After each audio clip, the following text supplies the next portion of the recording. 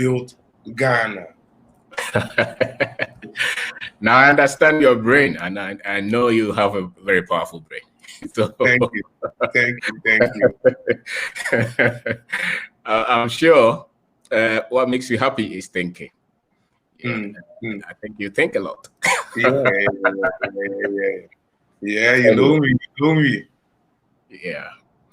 What makes me happy to live in Ghana is the fact that when as an African, wherever I went, whether it was in America or Europe or any other place, I didn't feel like that was a place for me to live. I think I never experienced where somebody will think that you are not an intelligent person because you look black or because you come from Africa, until I travel outside the continent. And somebody that you are far more intelligent than is trying to tell you that you're not intelligent. And for me, that's I couldn't put those things together.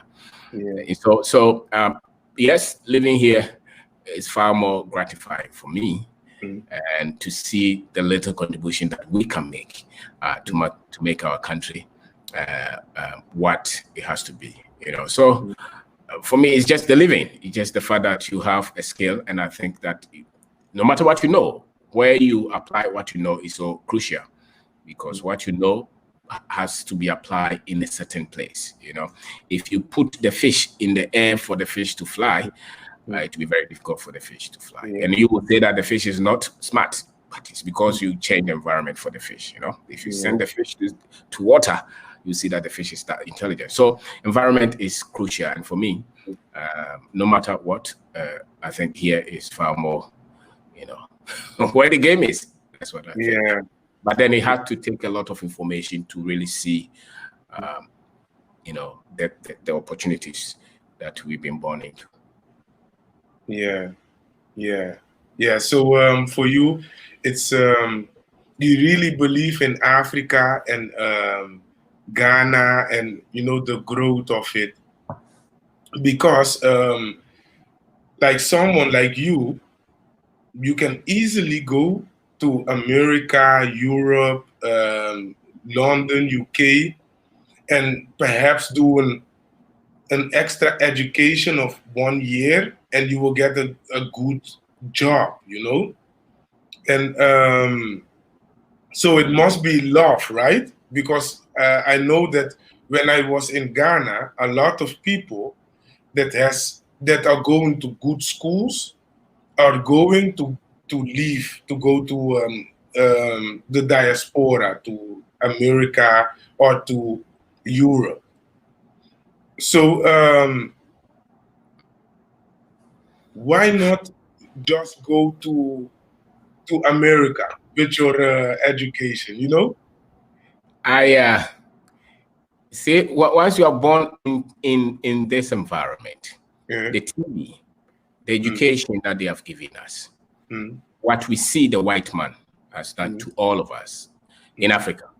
They have been able to promote their countries as if there's no even poverty. There's nothing like lack. So even if you are born in Africa, even if you are born in Ghana, you are very conscious of the culture, of the traditions. But then you are not conscious of the structures that run the world against yourself. So until you will think that if you go somewhere, you have a better chance. I don't think it's right. What it takes to create a lot of wealth beyond salary is far more deeper than just saying that I'm going to travel to America or I'm going to travel to England. Because if you trade man hours, there's not so much you can make with your man hours. But if you're able to build something structurally, then there's no limit to how much you can make. And for me, there's no other place to make those things happen than in Ghana. The people who live in Ghana who think that they have to travel is because there's a lot of information that, there's so much that eats our esteem as African people. There's so much miseducation. There's so much that we don't know and we are not able to put together.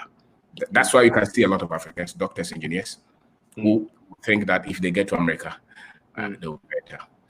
I think there's more of education that they have to do, because if you depend on the kind of education they've been given, By the time that you are through at the tertiary level, you will believe that if you go out of Ghana, you will be more successful. And that is so shallow. It's not true.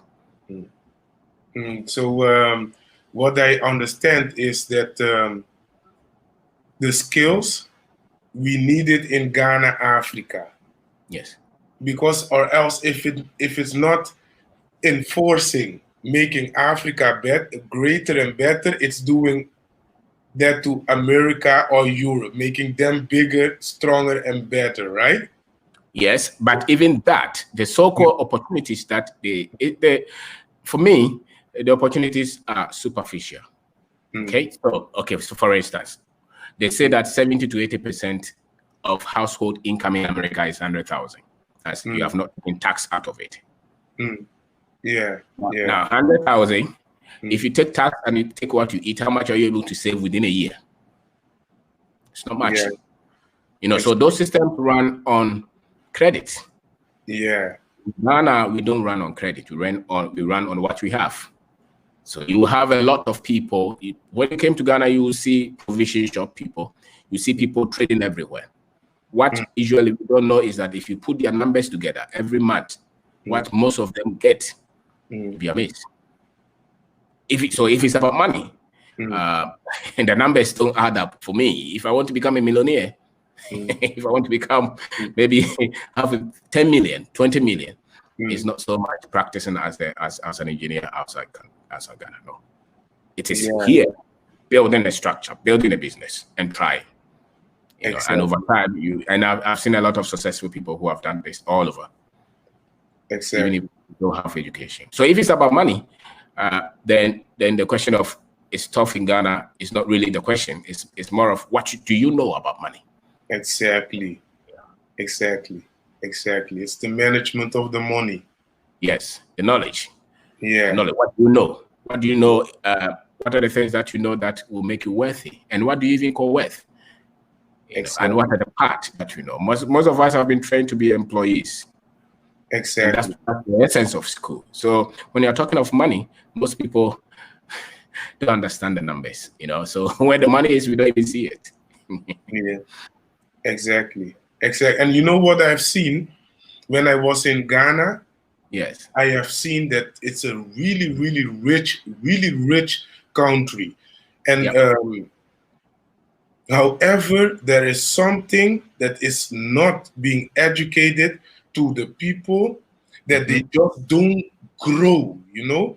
And I believe it's the money subject, because the money thing, it's really important that people knows how important it is. Like I have a book that has changed my life. It's The Richest Man of Babylon. I don't know if you know this book. Yes, I read it long ago. Yeah. But you know, after I have searched for, I have been an entrepreneur since I was like 19 years. When I was 17 years, I played in a band and I traveled around the world. Can you hear me good? Yes, I can hear you good. Yeah, so I traveled with the band, and what happened is that I have got to know a little bit of success when on young age.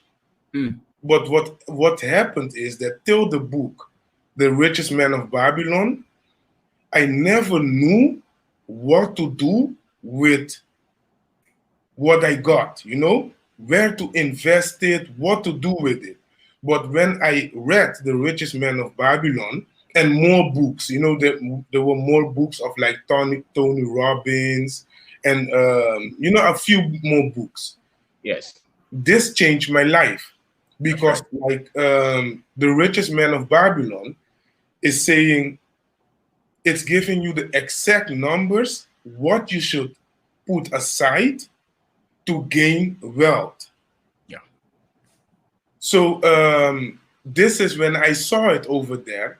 I thought, you know, just one simple book can change a lot of people's life. Just one simple book. True or not? Absolutely. You're right. Yeah, and what I believe, it's really, it's a wealthy place, but only thing is like, I believe, I don't know for sure, but the money management is really important, and this is worldwide. This is not only in Africa. This is worldwide, that people just don't know how to deal with money. Yeah, it's true, because the education system that they design all over the world, especially for us as Africans, you know, if you track the history of our education system, it was designed so that we could be clerics for the Europeans, or read the Bible for them.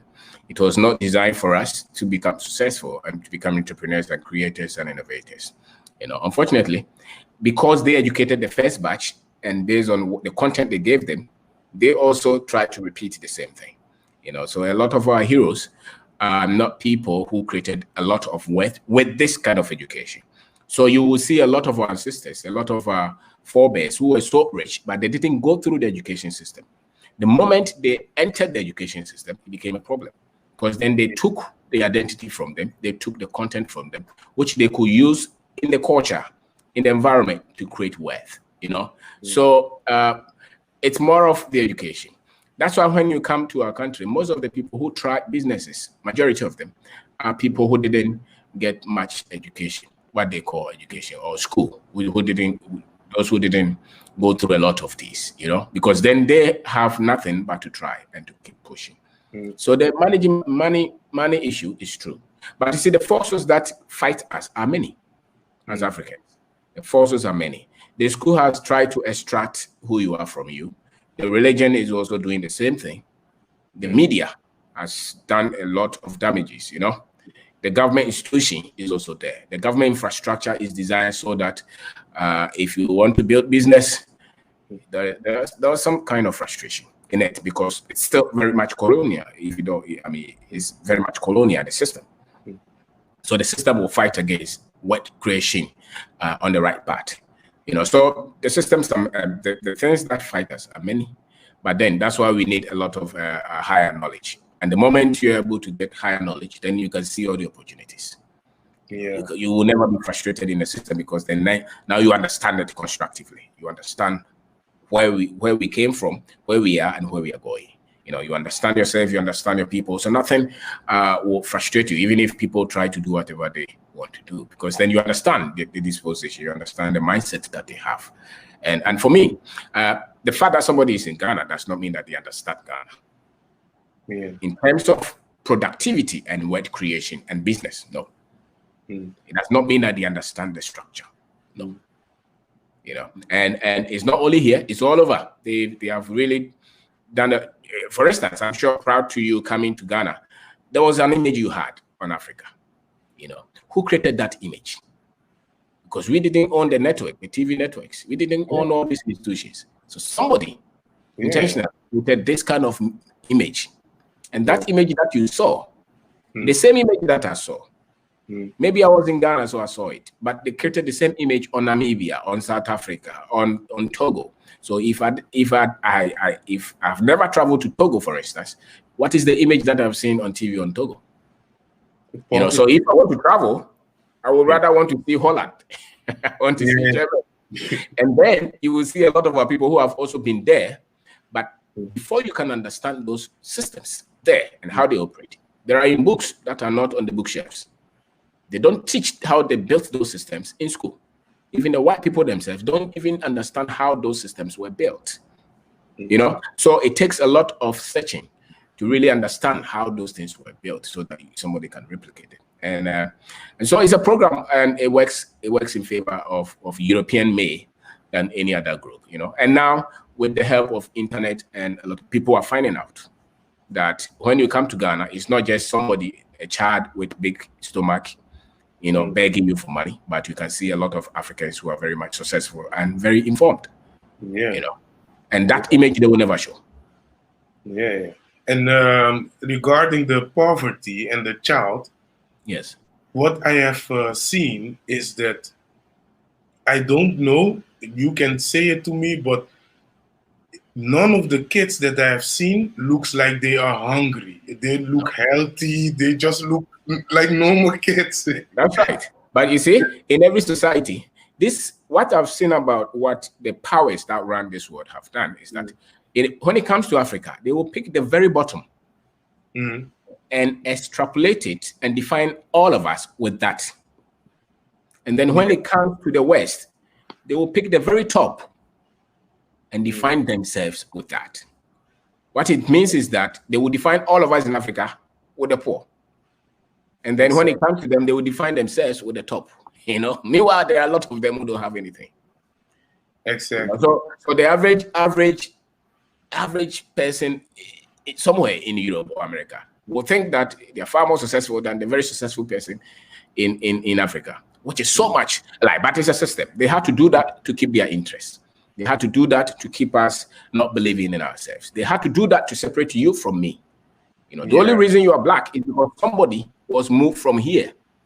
Exactly. You know, exactly. I mean, the only reason, no matter, you are not black because what? You are black because somebody, some ancestor somewhere was moved from here, you know, to the Caribbean, to America, somewhere, you know, and they had to make sure that you and I never agree. You and I never come together to own the continent. You know? So they have to create a lot of information for you to believe that you are better off living there than to come to Africa. Because you're right. And you know what I've seen in Africa is that, you know, the cars that are driving over here in the Netherlands, Europe, they are over there. And you have all the luxury over there. What defines Europe and America, you have it over there. Yeah. And everything it's over there. So this is one of the things that when I went there to Accra and I saw this all, I thought, you know, it's not the image that they have shown us from. No, not at all. Not at all. It's always the kid with hungry and you know, still today now, if I turn on the television, you will see commercials about Africa and the little kids. Yes. Still today. So, you know, but and the thing is, those who run those adverts, those who lead those institutions, they were told lie. And they are still very lazy to come and check. Sometimes they could even be intentional about it. Let me tell you something. There was a time that Ghana's economy was in trouble and they ran to the IMF. Okay. And then the new government took over. And the things that they gave us, they thought that maybe it will take a while for the economy to recover.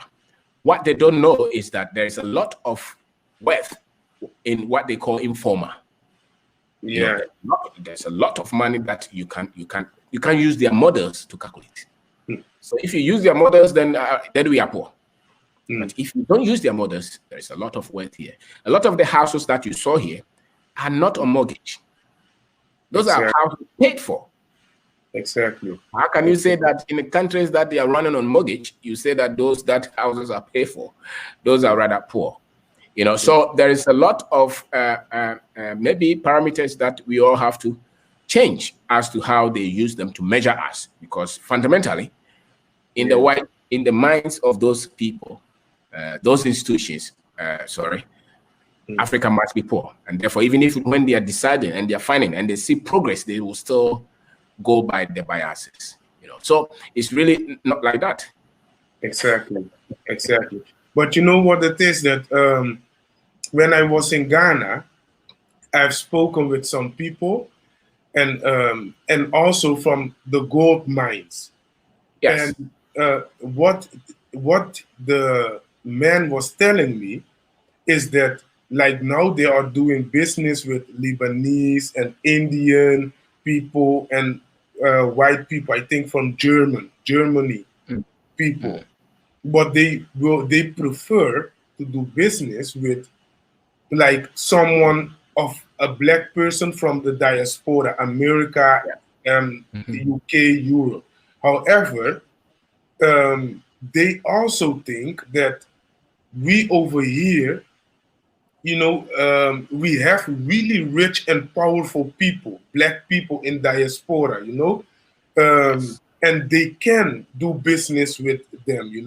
So what I've seen is that they really want in Ghana, they want to do business with Black people, but in their mind they think the white people, they are the wealthy one. So I think that it's all coming up. It's all coming up, and with all the YouTube videos of people going back, it will, in like a few years, we will do business with our own people, and then That's right. it's going to be a game changer. But we need to Yeah, keep on pushing forward. This is really important for everyone right now. I So agree to that. I yeah, agree to so that. yeah, so what I want to ask you, because like there are a lot of diaspora people that wants to go to Africa and do business. This is going to be a basic question. And by the way, everyone that is watching right now, this is just the part one of our live sessions do about business. This part is the first part where we're going to talk about how to start business, doing business when you just arrive in Africa. What are the first steps?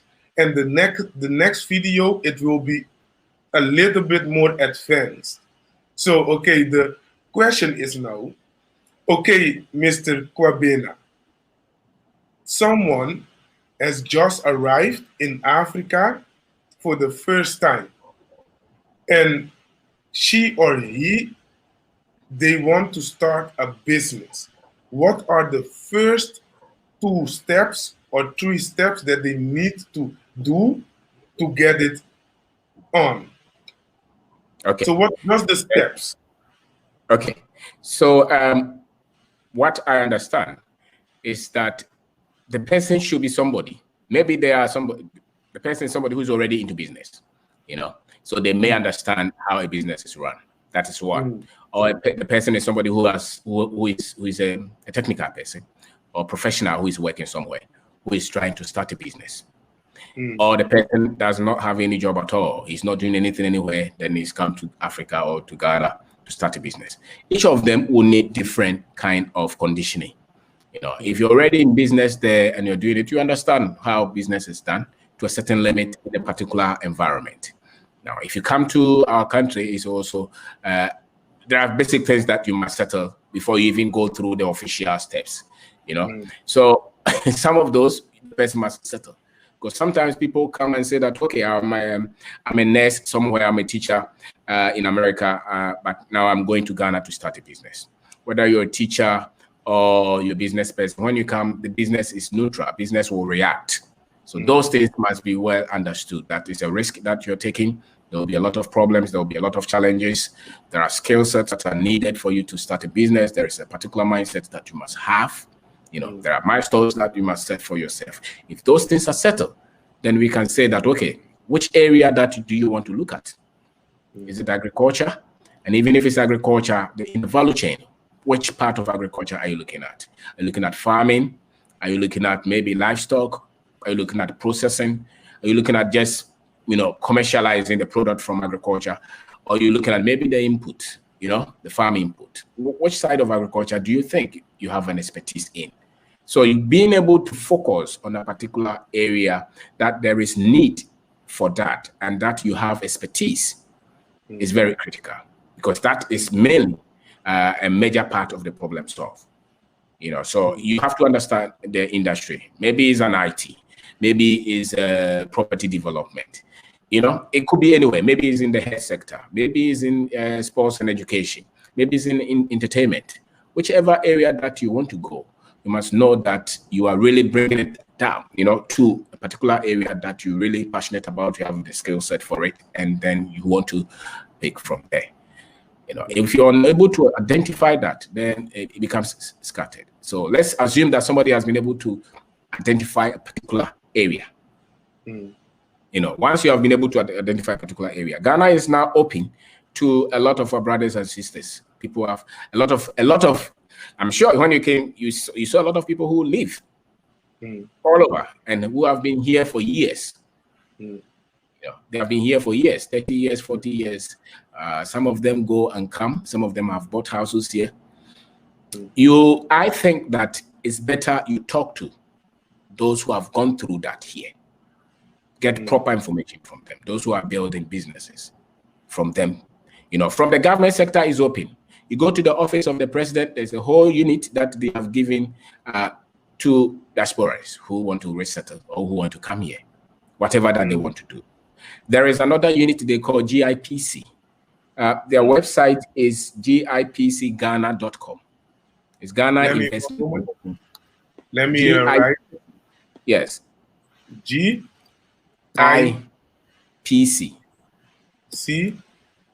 Yeah. GIPC. Dot. Okay, so let me send you in the private. GIPC.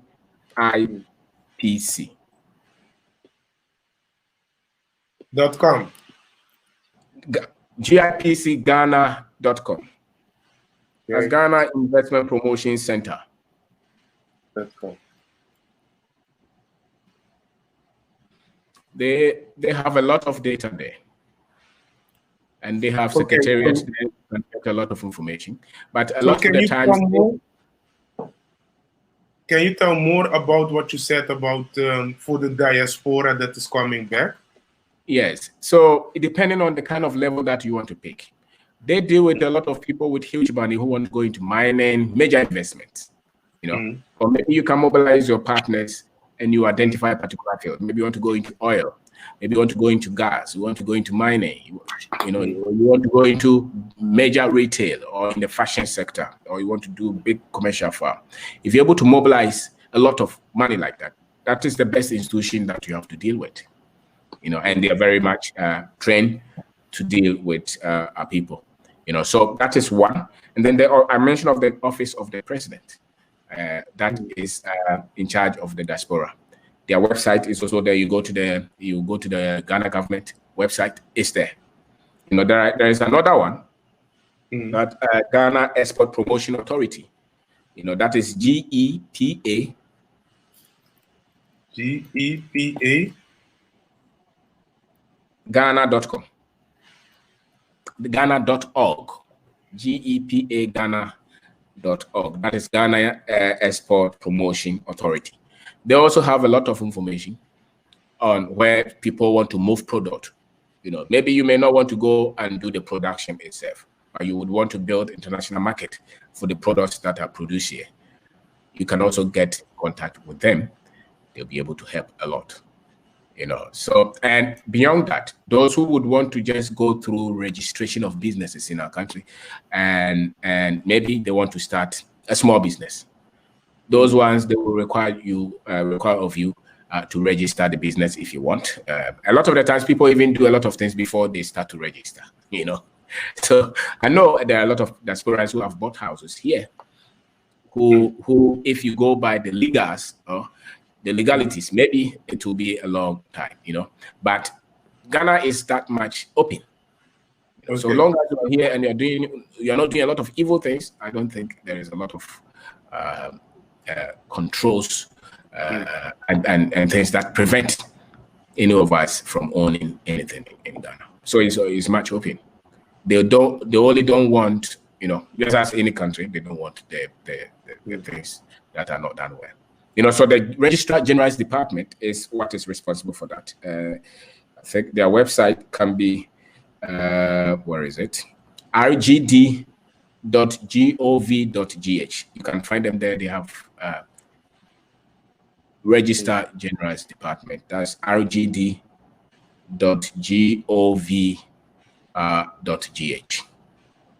GH. Yes. rgd.gov.gh. So there are a lot of institutions that are interconnected. The moment you identify the area you want to go, they will also tell you the regulators in that area as well, depending on the kind of business you want to do, depending on the volumes. that you want to do depending on the investment that you want to do. You know, but for me, if anybody is in a position to enter, let's say, the retail businesses, you know, what they call, you know, the big shops, and you can mobilize a lot of investors. Almost everywhere is open, and that's a fact. Almost everywhere. That's why you can see the Indians, you can see the Chinese, you can see the Europeans. Exactly. But now, okay, this is for the people that has like, to say it, $400,000, $250,000 to invest, and you know, and do business. But for the people that has like less money, I was talking to someone a few days ago, and